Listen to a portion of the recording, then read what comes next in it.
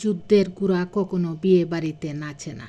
এটা বোঝায় যে মানুষ জীবনে কঠিন সংগ্রাম করে, যুদ্ধ করে নিজের অবস্থান তৈরি করে, সে কখনোই হালকা ফাঁকা বা অহেতুক কাজে নিজের সময় নষ্ট করে না। যুদ্ধের গুড়া শুধু যুদ্ধের জন্যই তৈরি, সে সাজসজ্জা বা আনন্দের মঞ্চে নাচার জন্য নয়।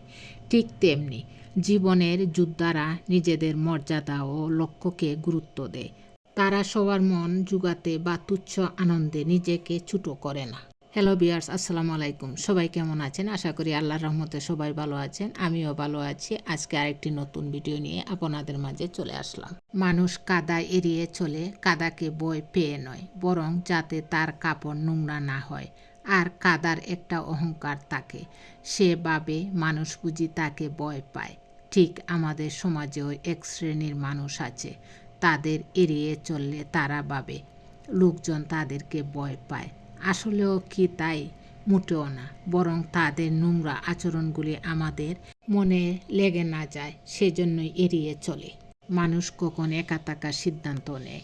যখন চারপাশে সব আলো নিভে যায়, যখন প্রিয় মানুষগুলোর মুখেও অচেনা ছায়া দেখে, যখন প্রতিটা আশা ফিরে আসে আঘাত হয়ে, আর প্রতিটা প্রশ্নের উত্তর হয়ে যায় নীরবতা। তখন মানুষ চুপ হয়ে যায়, আর কারো কাছে কিছু বলে না, না রাগে না অভিমানে, শুধু ধীরে ধীরে নিজেকে গুটিয়ে নেয় সবার থেকে। হয়তো তখন সে বুঝে যায় সবাই পাশে থাকলেও আসলে কেউ তার নয়। জীবনের খারাপ সময়গুলো অনেক কিছু শেখায়।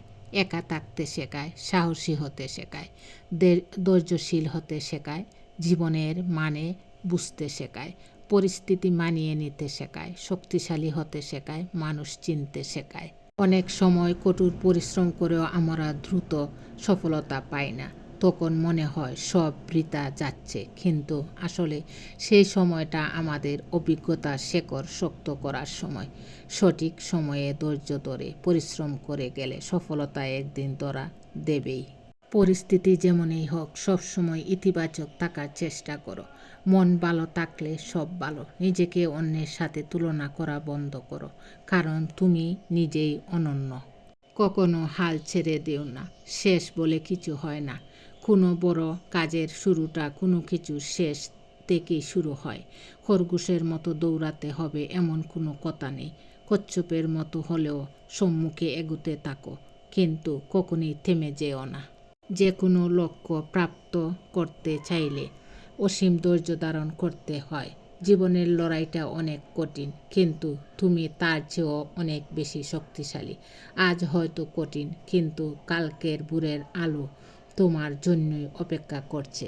জীবনে আঘাত পাওয়া দরকার। জীবনে আঘাত পেলে কখনোই ভেঙে পড়ো না। মানুষ তার নিজের মনে আঘাত না পাওয়া পর্যন্ত বদলাতে পারে না।